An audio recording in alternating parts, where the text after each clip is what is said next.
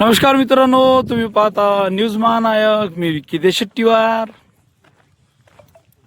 नैसर्गिक टेकडी नाही आहे, मनुष्य निर्मित टेकडी बनवलेली आहे. बघा, मी कॅमेरा वर फिरवत आहे आणि टेकडी किती मोठी आहे. आणि एवढं मोठं हे जे रेतीची टेकडी बनवलेली आहे याचा अंदाज तुम्ही लावू शकता. अलीबाबा 40 चोर मध्ये काय दाखवलेलं आहे माहिती आहे तुम्हाला?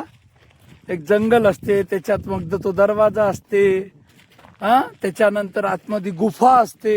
अलीबाबा 40 चोर सिरियल मध्ये आपण सर्वांनीच बघितलं असत. आता हे बघा, हे टेकडी मला असं वाकून टेकडीकडे पाहा लागत आहे. मनुष्य निर्मित टेकडी आहे. कोण बनवली असन, किती तो चमत्कारी माणूस असन, त्यांना पुरस्कार द्यायला काहीही हरकत नाही. शासनाकडे मागणी करा लागन की त्यांना पुरस्कार द्यावं. हे बघा टेकडी, जिकडं पाहिलं तिकडं टेकडी दिसत आहे. टेकडीच्या मधातून रस्ता. आणि हे आहे आपल्या समोर रजनीकांत भैया बोरेले. सविस्तर माहिती देतोस, थोडा हास्यही करू. हे बघा, मस्त टेकडी बनवलेली आहे. हे इकडं पा, जितना कॅमेरा घुमा सब रेती ही रेती दिख रही है. पहा, अजून इकडून रस्ता आहे, इकडं आहे. तुम्हाला रेती दाखवत आहे मी, पूर्ण फिरून दाखवत आहे. भैया एक सवाल है, अलीबाबा 40 चोर देखे क्या? चित्रपट मी खूप कमी पाहतो. ओके. पर हा इथं हे दृश्य पाहून मी चक्क झालो आहे. ही म्हणजे इतकं वाढू साठवणूक करून ठेवल्यात, हे मी माझ्या 29 वर्षाच्या कारकिर्दीमध्ये हे पहिल्यांदाच पाहिलं.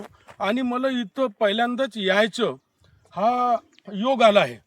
ही जागा कोणती आहे, हा गाव कोणता आहे हे याची मला कल्पना नाही. परंतु मला एक प्रश्न आता खाऊन राहिला आहे की जिल्हाधिकारी, या परिसरातला उपविभागीय अधिकारी आणि या तालुक्याच्या तहसीलदार हे एवढं वाळू साठवणूक करेपर्यंत त्यांना अजिबात याची कल्पना नव्हती का? जिल्हाधिकारी, उपविभागीय अधिकारी आणि तहसीलदार हे आर्णी तालुक्यातील अधिकारी आहेत. आणि यांनी पदाच्या आणि अधिकाराचा दुरुपयोग करून हे वाळू साठवणूक करणाऱ्यांना लक्ष्मी दर्शन घेऊन यांनी झुकतं माप दिल्याचं हे दिसून येत. हे जवळपास वाळू 4 ते 5 हजार ब्रासच्या कमी नाही. कारण हे उंची जी आहे 22 ते 23 फुटाची आहे. आणि याचं जे घेर आहे, हा घेर पूर्ण असं फिरून जर बघितलं असतं तर हा जवळपास 600 मीटरच्या वर आहे. आणि 600 मीटरच्या वर असल्या कारणाने हा जवळपास वाळू जर कोणाची जरी असेल किंवा कोणी साठवणूक करून ठेवलं असेल तरी तो वाळूचा व्यवसाय करण्यासाठी आणला असेल. आणि दाम दुप्पटीनं लोकांना विकण्यासाठी हा असेल असं मला कळते. आणि हे घरकुलचे जे लोक आहे त्या लोकांना वाळू मिळत नाही. कारण नदीमध्ये, घाटांमध्ये पाणी असेल. राज्य शासनानं घरकुलच्या लाभार्थींना वाळू निशुल्क केला आहे. परंतु नदींमध्ये अतिशय पाणी असल्या कारणाने घरकुलचे बांधकाम हे ठप्प पडलेले आहे आणि इथं जे वाढू आहे ती दाम दुप्पटीने विक्री करण्यासाठी हे अवैध मार्गाने वाळूचा साठा गोळा करण्यात आला असेल हे दिसून राहिलं आहे.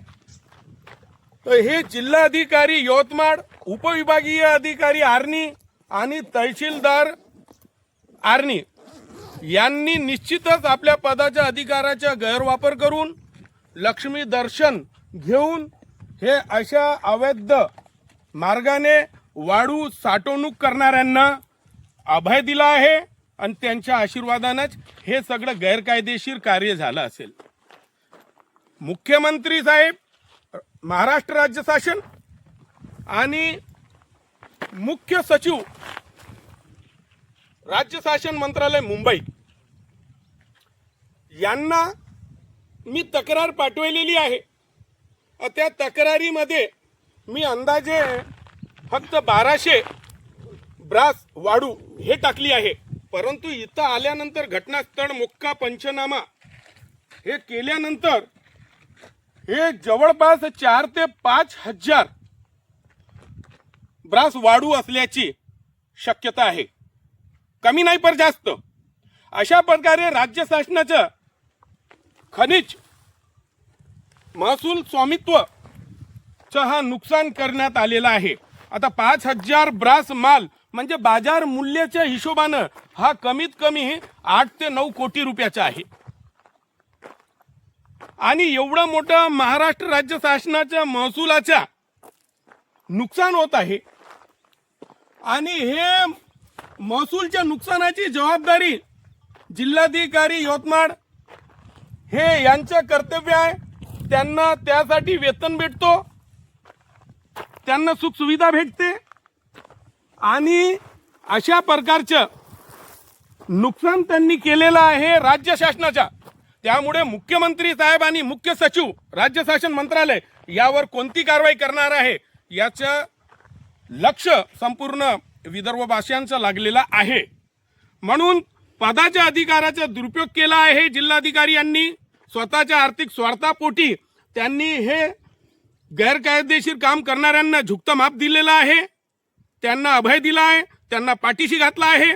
त्यामुळे महसूल अधिनियम 1947च्या अधिनियमाच्या प्रचलित नियमानुसार 10% दंड आकारून जिल्हाधिकारी यांच्यावर फौजदारी गुन्हे दाखल करणे, आर्थिक वसुली करणे आणि ते रक्कम महाराष्ट्र राज्य शासनाच्या कोषागारामध्ये जमा करावा आणि हा माल पूर्ण जप्त करावा आणि घरकुलचे जे लाभार्थी आहे त्यांना निशुल्क वाटप करावा.